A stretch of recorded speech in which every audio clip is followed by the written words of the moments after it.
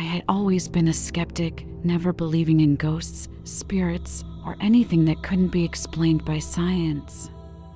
My friends, a mix of believers and non-believers like myself, decided to prove their point by setting up a group hookup at one of the supposedly haunted hotels in our town. It started as a joke, mixing thrill-seeking with the adrenaline of first dates. We laughed over drinks, mocking the stories of the old hotel where we booked the entire third floor. As the sun dipped below the horizon, shadows stretching long and ominous, our chuckles subsided, replaced by an electric sense of anticipation. I was paired with Melissa, a girl I'd met once at a friend's party. She was beautiful, with a nervous smile that told me she wasn't as confident as she pretended. As we approached our room, the hallway seemed to stretch, the wallpaper peeling like dead skin, a sharp contrast to the modern lobby downstairs. The door creaked ominously as we entered, the room bathed in the dying light of the day. We joked about the eerie ambience, but a part of me felt uneasy. The air was too still, too thick. Melissa laughed, a sound that seemed to be swallowed by the walls. As night fell, we heard the first thump. It came from the bathroom, a sound like something heavy dropping into the bathtub. Melissa clutched my arm, her previous bravado gone. "It's just the pipes," I reassured her, but my voice trembled slightly. I opened the bathroom door, the light flickering as if hesitating to reveal its secrets. The tub was empty, but a single, white footprint marked the tile floor, leading back to the carpeted hallway. My heart skipped, but logic took over. "Water leak," I muttered, though the print was ominously outlined, like a bare foot.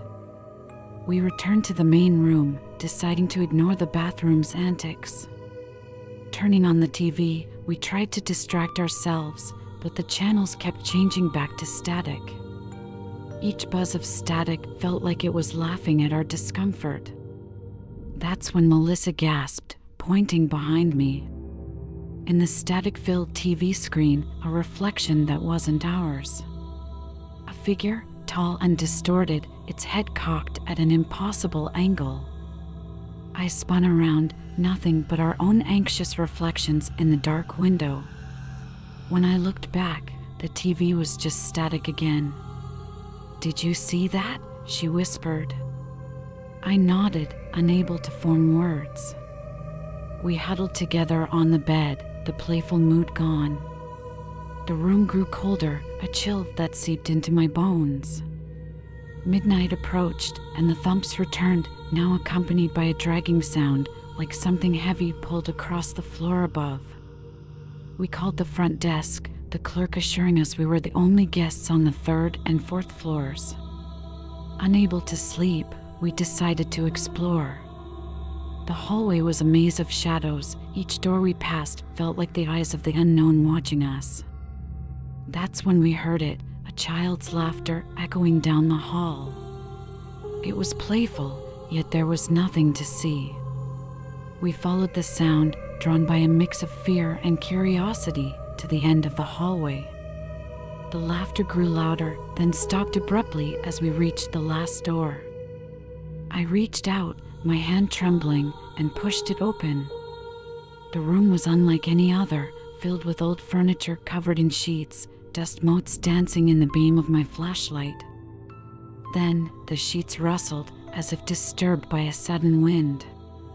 Melissa screamed, pulling back as a shadow darted across the wall, too quick to be natural.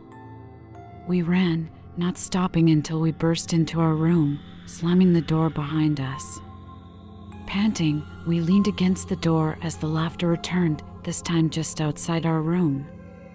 It was mocking, terrifying. We stayed awake, lights blazing until dawn. As the first light of morning crept through the curtains, the oppressive feeling lifted. Exhausted, we packed quickly, eager to leave the nightmare behind. The front desk clerk looked puzzled as we described our night. "But that part of the hotel," he said slowly, checking his records, "has been closed for renovations." No one should have been up there. We left the hotel with more questions than answers, the memories of that night etched into our minds. As I drove away, I couldn't shake the feeling that something had followed us from that floor. Something that wasn't bound by the physical world. And as we integrated back into our normal lives, strange occurrences began to manifest. Objects moving, shadows at the corner of our vision, and always the faint echo of that child's laughter, as if it was just a room away, waiting for the night to fall so it could play its sinister games again. The days following our departure from the hotel felt warped, as if time itself hesitated, unsure of the normal rhythm. Our experience had shaken me to the core, but what intensified the dread was Melissa's sudden change. She became withdrawn, her once bright eyes now shadowed with something unspeakable. One evening, as we sat in silence, the air between us thick with unspoken fears, Melissa whispered, "It's still with us." Her voice was hollow, as if the words were dragged out of her. I turned to face her, noticing how pale she had become. "What do you mean?" I asked, my voice barely a whisper. She looked around nervously, then back at me. The child's laughter, I hear it every night. Her confession sent a chill down my spine. I hadn't heard it since we left the hotel, but the fear in her eyes was enough to convince me she did. That night, as darkness enveloped our surroundings, the silence was broken by a soft, eerie giggle that seemed to come from nowhere and everywhere at once. I froze, the sound curdling my blood. It was playful yet menacing, a stark reminder of the hotel's haunting. The days turned into weeks, and the occurrences grew more frequent and intense. Objects would move on their own, doors would slam shut, and the temperature would drop so suddenly that our breaths turned to mist. Each incident was accompanied by that haunting laughter, now a dreaded soundtrack to our lives. One night, driven by desperation, I set up a camera in my room, hoping to catch whatever was tormenting us. The footage revealed nothing until the early hours of the morning when a shadow appeared by the bed. It was a shapeless form at first, then it morphed into the figure of a small child, its features blurred, but its presence unmistakable. The sight of the apparition left me sleepless for nights. I showed Melissa the footage, and she broke down, confirming it was what she had seen in her nightmares. The reality that the hotel had followed us home was now undeniable. Desperate for answers, we decided to visit a medium, hoping for some insight or, at least, a way to end our torment. The medium, an old woman with eyes that seemed to pierce through the veil of reality, listened intently as we recounted our ordeal. As we spoke, the temperature in the room dropped, our breath visible in the air. The medium's face turned pale, her eyes widening in horror. "You have brought something back with you," she said, her voice trembling. "A spirit, trapped in torment, has latched onto you." She explained that the spirit was that of a child who had died in the hotel decades ago, its soul twisted by the trauma of its untimely death. The child, lost and angry, sought companionship in the living, dragging us into its lonely, endless nightmare. The session ended with her warning, "Be careful, the spirit grows stronger with fear, and it feeds off your terror." We left her place with heavy hearts, the weight of our haunted future bearing down on us.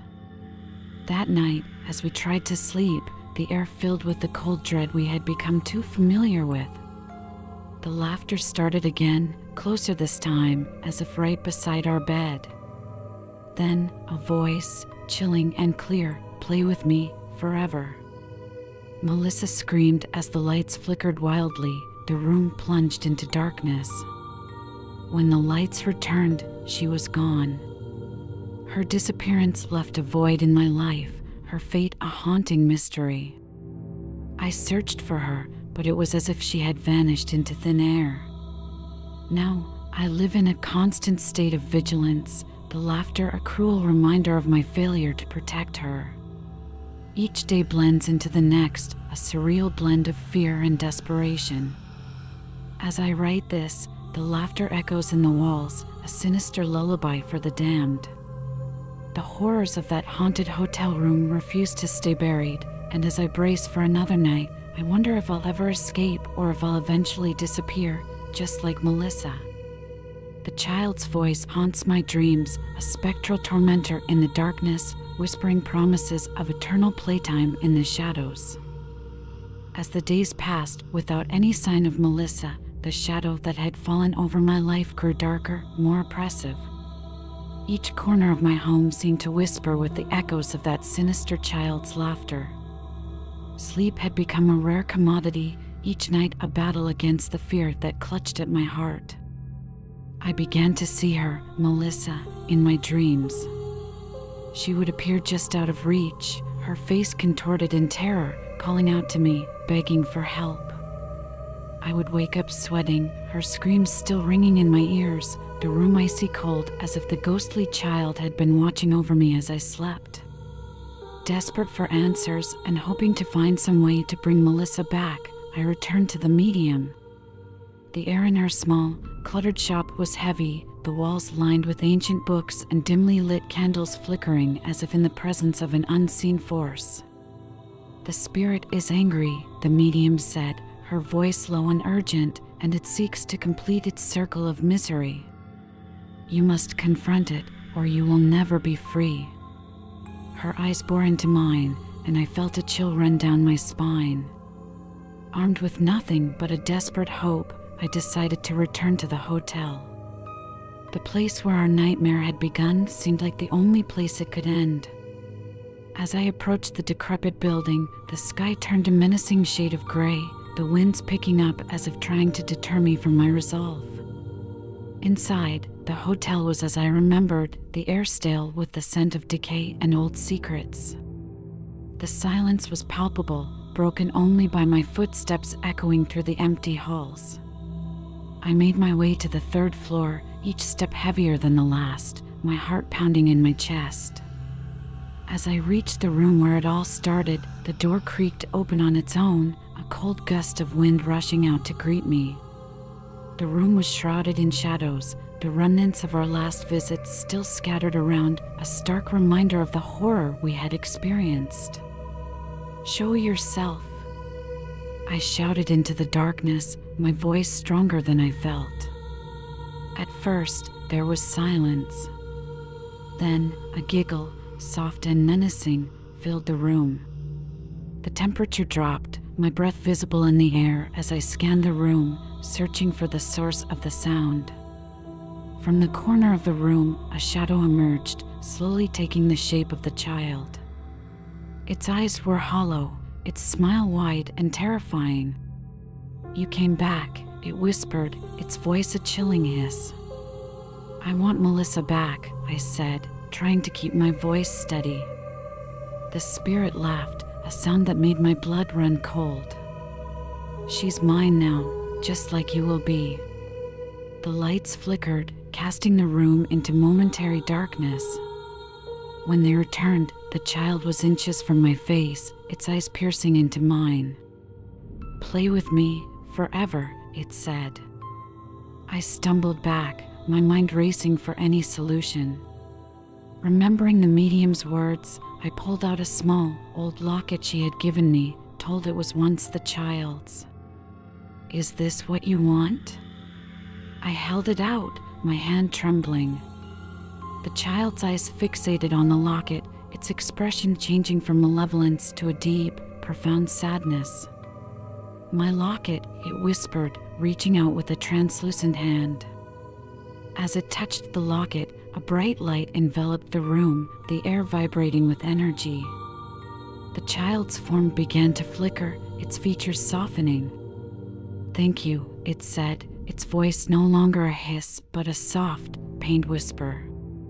The room brightened suddenly, the oppressive atmosphere lifting as if a great weight had been removed. The spirit vanished, leaving behind a feeling of peace that hadn't been there before. Breathing heavily, I clutched the locket, a sense of hope rising in my chest. I had faced the spirit, and perhaps now Melissa could be freed. But as I turned to leave, a sudden realization hit me. The haunting might be over, but finding Melissa and understanding the full extent of the spirit's hold over us was a journey just beginning. My steps echoed in the now silent hallway as I made my way out of the hotel, determined to find her and bring her back, no matter what it took. The laughter was gone, but the mystery of what had truly happened to us remained, a story still unfolding, leading me into deeper unknowns.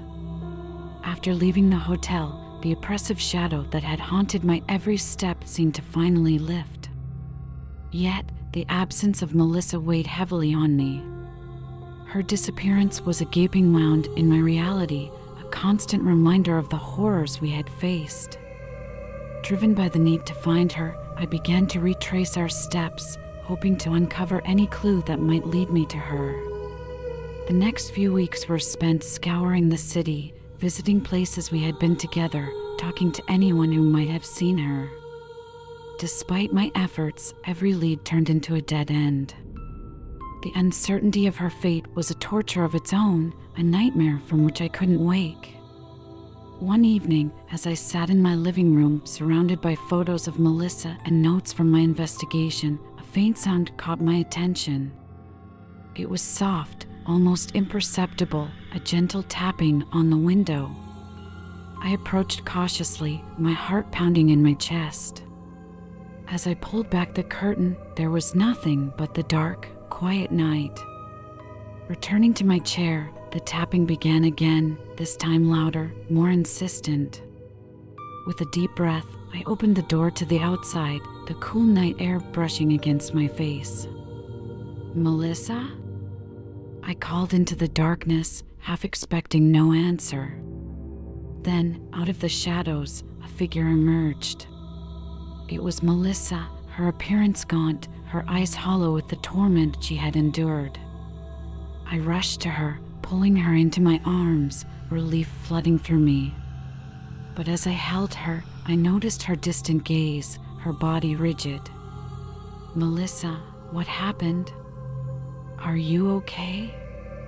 My voice was filled with concern, but she remained silent for a long moment before whispering, "I was trapped, but you freed me.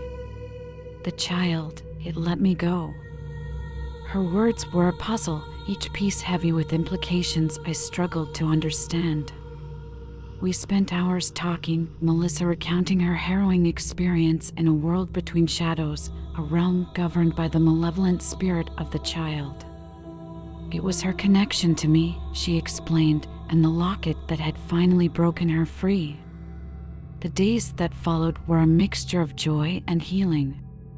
Melissa slowly recovered from her ordeal, though the shadows of what she had seen lingered in her eyes. Together, we sought professional help, working through the trauma, determined to rebuild the life that had been so violently disrupted. As time passed, our bond grew stronger, tempered by the trials we had endured. The horrors of the hotel became a distant memory, a story of survival we would one day share to remind ourselves of our resilience. However, the peace was not meant to last. Late one night, a chill ran through our home, the familiar cold presage of the supernatural. The laughter that we had once feared echoed through the corridors, a haunting melody that no longer held any power over us. Hand in hand, we faced the empty hallway where the sound originated, our hearts steady, our resolve unbreakable. "We are not afraid," I declared into the silence that followed, Melissa nodding in agreement. In a burst of ethereal light, the spirit appeared one last time, its visage no longer horrifying but sad, a lost child seeking solace. Melissa stepped forward, her voice soft but firm. "It's time to rest," she said, the locket in her hand shining with a gentle light. The spirit looked at us, its eyes conveying a depth of loneliness and regret before it nodded, turning away and dissolving into the light, its laughter fading with it, leaving behind a serene quiet that filled the space. We knew then that the haunting was truly over. The spirit had found peace, and so had we. Our lives resumed, the echoes of the past slowly replaced by the laughter of our own children, the warmth of our home shielding us from the darkness that once pervaded it. In time, the hotel was demolished, a new building taking its place, one filled with life and light. We drove past it occasionally, a reminder of our ordeal, but no longer a threat. Our story, marked by terror, had transformed into one of hope and survival, a testament to the strength found in love and the power of letting go. And as we lived out our days, the horror of those nights became a distant echo, a chapter closed so tightly that no whisper of its terror could ever escape again.